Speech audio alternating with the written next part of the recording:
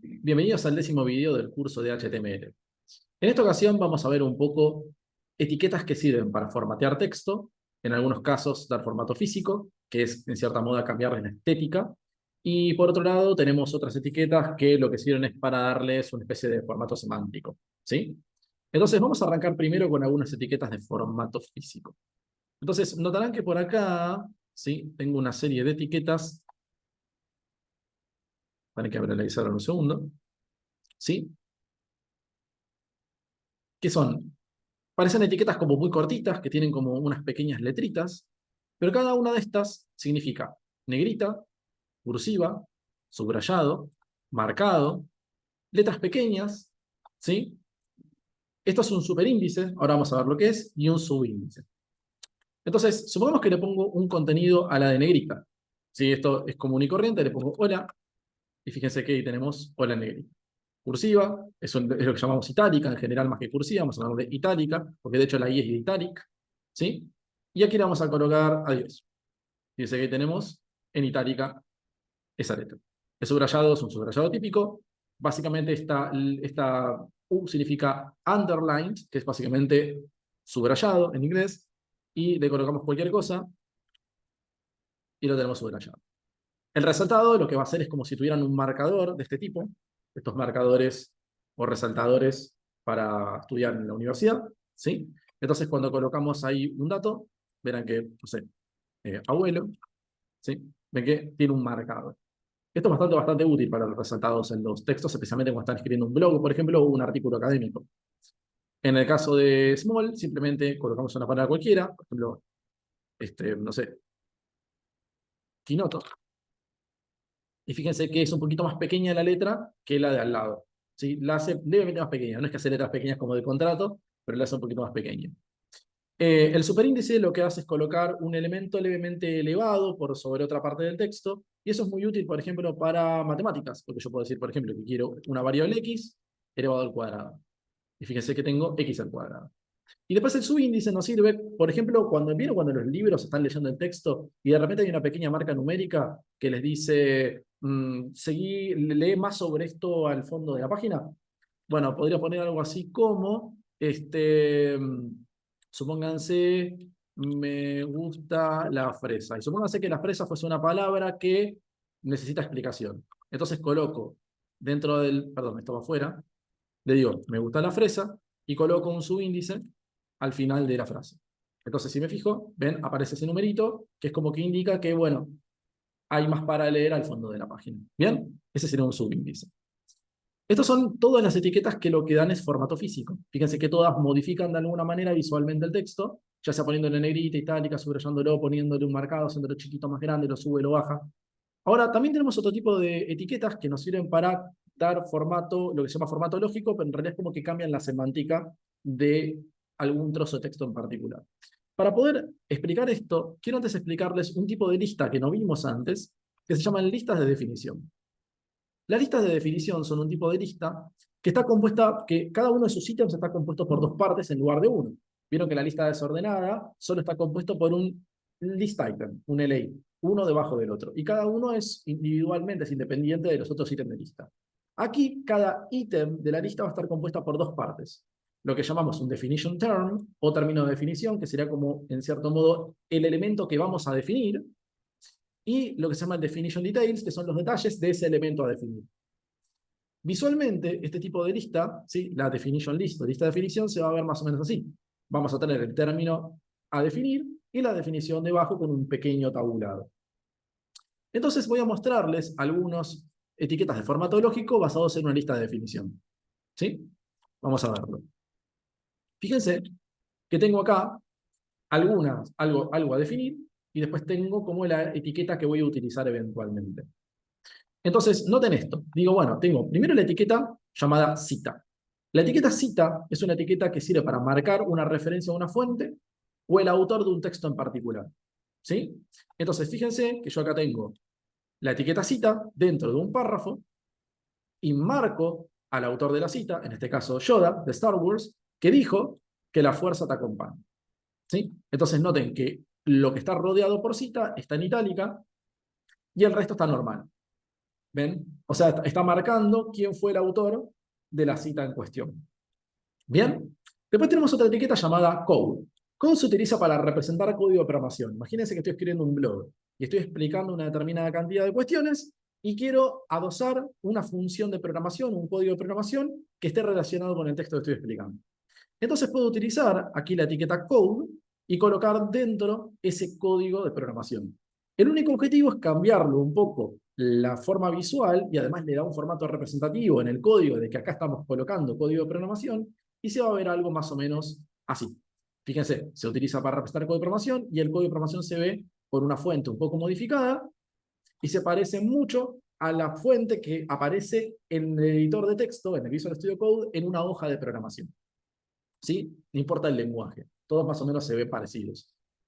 Después tenemos otra etiqueta que se llama DFN, que significa definition, que sirve para marcar un término que se va a definir. Entonces yo marco un término y luego viene una descripción del término o se define el término. Por ejemplo, acá yo usé DFN para marcar Pikachu y luego defino al Pikachu, que es un Pokémon eléctrico. Entonces fíjense que lo que está marcado con un DFN se marca en itálica y luego continúa la definición del término. ¿Bien? Después tenemos otra etiqueta llamada EM. EM es utilizado para marcar con énfasis, ¿sí?, las partes importantes de un texto. Entonces, cuando una parte es muy importante, lo rodeamos en el EM porque queremos destacarlo por el resto de ese texto. Perdón, del resto de ese texto.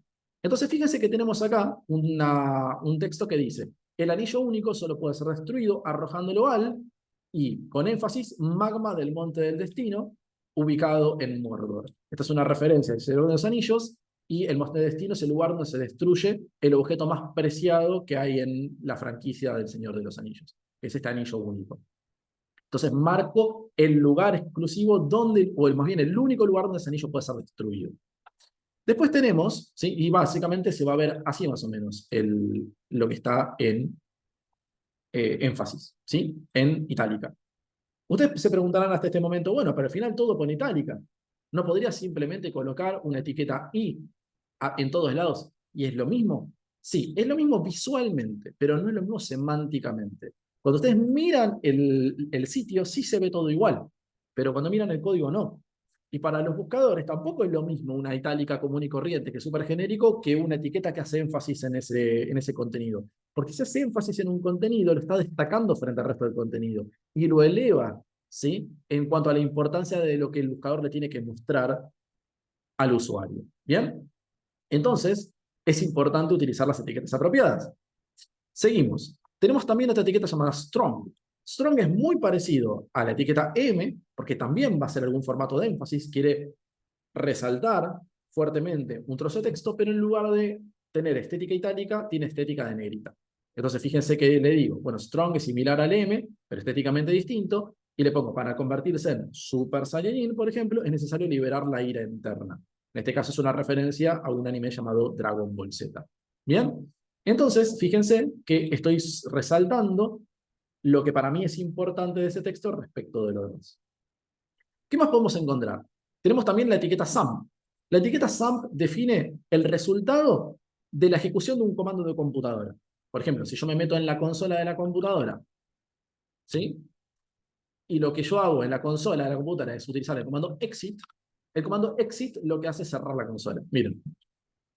Entonces, el comando es el comando exit, pero el resultado es que se va a cerrar la consola. Entonces, si yo digo, si ejecutamos code exit, ven que estoy marcando un trozo de código, en este caso un comando, la consola de Windows SAMP se cerrará y marco el resultado de esa ejecución. Básicamente hace eso. Y fíjense que en términos estéticos se va a ver como ambos se ven como con una estética de tipo de fuente típica de código. ¿Bien? Muy parecida a la que teníamos en la etiqueta code, ¿ven? Porque están relacionadas. Uno es el código y el otro el resultado de la ejecución de ese código o de ese comando. ¿Bien? Luego tenemos la etiqueta KBD. La etiqueta KBD nos sirve para encerrar o envolver un atajo de teclado, ¿sí? Por ejemplo, fíjense, si quieres formatear tu documento, debes utilizar, y entre KBD, Shift más Alt más F. Entonces fíjense que esto es para formatear un código. ¿Se acuerdan que si yo aprieto esto se me acomoda todo el código y queda bonito? Entonces noten que acá se va a ver también como si fuese código, igual que con el SAMP, igual que con el code. porque también está relacionado algo que tiene que ver con la computadora. Bien, y por último tenemos la etiqueta var, que sirve para rodear cualquier cosa que sea una variable. Una variable básicamente es un tipo de valor que está sujeto a cambio. Si yo digo, tengo la variable que vale x, x podría valer cualquier cosa, podría valer un número positivo, un número negativo, podría valer 0, e incluso el lenguaje de programación hasta capaz podría valer un texto o podría valer una colección de elementos. Entonces, en este caso, cada vez que nosotros encontremos una variable, ya sea de programación o matemática, la podamos rodear con esto. Entonces, un ejemplo podría ser que f de x, x es la variable, ¿vieron en matemáticas las funciones f de x? F de x es igual a 4 menos y, que es una variable. Entonces, x es una variable e y es una variable, y ambas van rodeadas por la etiqueta var. Y entonces nos quedaría visualmente así. Fíjense, f de y x está en itálica, igual a 4 menos e y está en itálica. Bien, para eso es var. Excelente. Acá recorrimos entonces todas las etiquetas de formatos lógicos. Lo último que quiero mostrarles hoy son los caracteres especiales. Los caracteres especiales son unas pequeñas, como unos pequeños, ¿cómo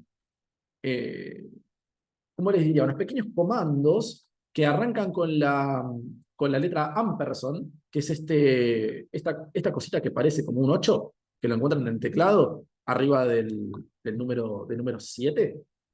¿Sí? Este ampersand, lo que está es básicamente en inglés significa y, como esto, ampersand, esto, esto y esto. Y el ampersand en este caso nos dice, bueno, con este ampersand detectamos que va a venir un carácter especial en HTML y HTML lo interpreta como tal. Entonces, dependiendo de lo que sigue después del ampersand, detecta un carácter determinado.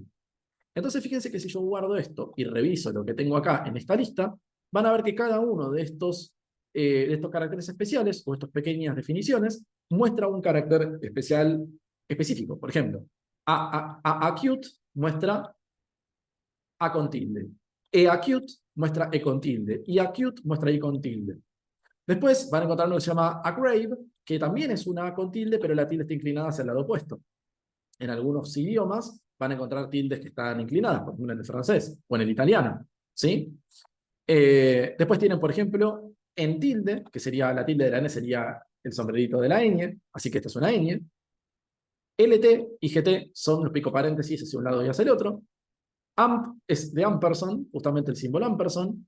CCDIL es la C portuguesa, que suena como una Z. Quote es básicamente las comillas porque representan una cita. Esto viene de la palabra quote en inglés, que es cita, por eso se llama ampersand quote. Este de acá, NBSP, es un espacio en blanco, ¿sí? El SP es space y el NB no me acuerdo. Después lo buscamos. Y el ampersand copy es el símbolo del copyright, súper utilizado en los footers de los sitios web para acompañar los términos y condiciones, o por ejemplo, no sé, de tal año a tal año, derechos reservados, y el simbolito del copyright. ¿Sí? Entonces, ustedes se preguntarán, bueno, ¿y por qué hay caracteres especiales para las tildes si yo los podía colocar? Eso es porque cuando ustedes descarguen alguna fuente distinta a la fuente común y corriente de HTML, supónganse que se descargan la fuente Roboto, o la fuente Montserrat, o la fuente, no sé, Open Sans, muchas de estas fuentes puede ser que por defecto no reconozcan caracteres con tilde. Entonces, si en algún momento ustedes se descargan una fuente especial, con una fuente de Marvel, o una fuente, no sé, de Minecraft, y no tiene caracteres con tilde, ustedes pueden representarlo con alguno de estos caracteres especiales y se lo pueden agregar. Y además también, en el caso de los pico paréntesis, es porque en HTML un pico paréntesis representa la apertura de una etiqueta, ¿no? Entonces, cuando lo queremos colocar como contenido de texto, puede ser que nos haga una reacción no deseada.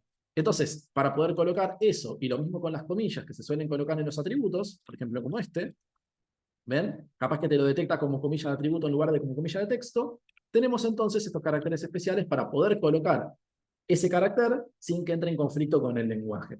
¿Bien? Bueno, recorrimos un poco todos estos elementos y lo que vamos a hacer ahora es ver un poquito la tarea. La tarea esta no tiene mucho sentido en términos de que, a ver, no es algo que ustedes se tengan que memorizar ni mucho menos, porque podrían googlear cualquiera de estas etiquetas cuando las necesitan, pero viene bien practicar un poco porque si las ponen en práctica se las van a ir acordando hasta que eventualmente ya la mayoría se las conocen. Obviamente algunas son muy puntuales, como el caso, por ejemplo, no sé, de la etiqueta, qué sé yo, la etiqueta SAMP o la etiqueta KBD, que capaz que en algún momento la googleen si la necesitan, no son tan importantes como, por ejemplo, la etiqueta EM o las etiquetas eh, itálica, bold o de subrayado, pero viene bien siempre practicar lo que estamos aprendiendo. Recuerden, lo que no se pone en práctica, se vuela. Es como en matemáticas. ¿Bien? Entonces, tareas. La tarea va a ser la siguiente. La tarea consigna redactar un párrafo completo del tema que más les guste. Elijan lo que quieran. Películas, anime, fútbol, lo que quieran. 2. Utilizar al menos 4 etiquetas físicas dentro de ese párrafo. Utilizar al menos 4 etiquetas lógicas dentro de ese párrafo. Y armar un footer súper simple que contenga un mensaje de copyright, que se pueden copiar del mensaje de copyright de cualquier sitio web, agregando el carácter especial del símbolo copyright. ¿Por qué hago énfasis en este símbolo copyright? Porque se usa en todos los sitios. ¿Sí? En cambio, todos los otros caracteres especiales, depende. ¿Bien? Entonces, pongan pausa un segundo, intenten hacerlo, o vuelvan al rato al video, y cuando despausan, les muestro un modelito. Bien, vamos a ver el modelo. Entonces, fíjense, acá tengo un modelito de tarea, y fíjense que tengo por acá. Vamos a formatear esto un poquito para que quede prolijo. Fíjense, tengo un párrafo dentro del main que dice, Albert Einstein, ¿sí? Fíjense que está encerrado en una etiqueta de definition, que creo que encima la puse mal la etiqueta, porque la etiqueta era DFN, sí, me faltó una N por acá. ¿Sí? Fíjense que voy a definir a Albert Einstein, por eso uso esta. DFN fue un físico, itálica, alemán, ganador de un premio Nobel en Strong, porque esto sí hay que resaltarlo, ganó un premio Nobel. ¿Bien? Entre sus grandes descubrimientos podemos encontrar la ley del efecto fotovoltaico, razón por la que ganó el premio Nobel. No lo ganó por la teoría de la relatividad, sino por la ley del efecto fotovoltaico. Dato. Bien, marcado con un énfasis y con un remarcado para que se vea, ¿sí? Con un resaltado, la ley del efecto fotovoltaico. Y la muy conocida, esto no sé por qué se bajó, la muy conocida ley de la teoría de la relatividad, también resaltada, con un énfasis y marcada. Cuya fórmula, y acá empieza un choclo de etiquetas que son todo en negrita, fíjense que arranca con volt y termina con volt, cuya fórmula es E igual mc al cuadrado. Donde E es una variable, en etiqueta var, M es una variable, C es una variable, y al cuadrado, ¿sí? Con un superíndice, para poder subirla un poquito visualmente. Entonces, fíjense cómo me queda. Si yo cierro esto un segundo y abro la tarea, fíjense que esto quedaría visualmente más o menos de esta forma. Vamos a correr la cámara por acá. ¿Sí? ¿Ven? Albert Einstein fue un físico alemán ganador del premio Nobel. Entre sus grandes descubrimientos podemos encontrar la ley del efecto fotovoltaico y la muy conocida teoría de la relatividad, cuya fórmula sigue siendo en realidad, pero era porque Einstein murió, ¿sí? Teniendo en cuenta eso, E igual mc al cuadrado. De hecho, podríamos cambiarlo por cuya fórmula es. Si no, la fórmula sigue existiendo, ¿no? Es E igual mc al cuadrado. ¿Bien? Entonces, fíjense cómo fui utilizando un poco todas, obviamente que exageré un poquito acá, no están mal utilizadas, pero demasiada cantidad de etiquetas de este tipo dentro de un párrafo tan pequeño, pero el objetivo era poder ponerlas en práctica. Y después, fíjense que armé un pequeño footer, donde coloqué el carácter especial de copyright y agregué un pequeño mensaje de copyright que dice 2002 a 2024, reservados todos los derechos. Y fíjense cómo queda acá, ¿sí? Ahí el símbolo de copyright con los derechos reservados. Así que bueno, esto es todo por este video. Nos vemos el video que viene y que la fuerza nos acompañe. Suscríbase.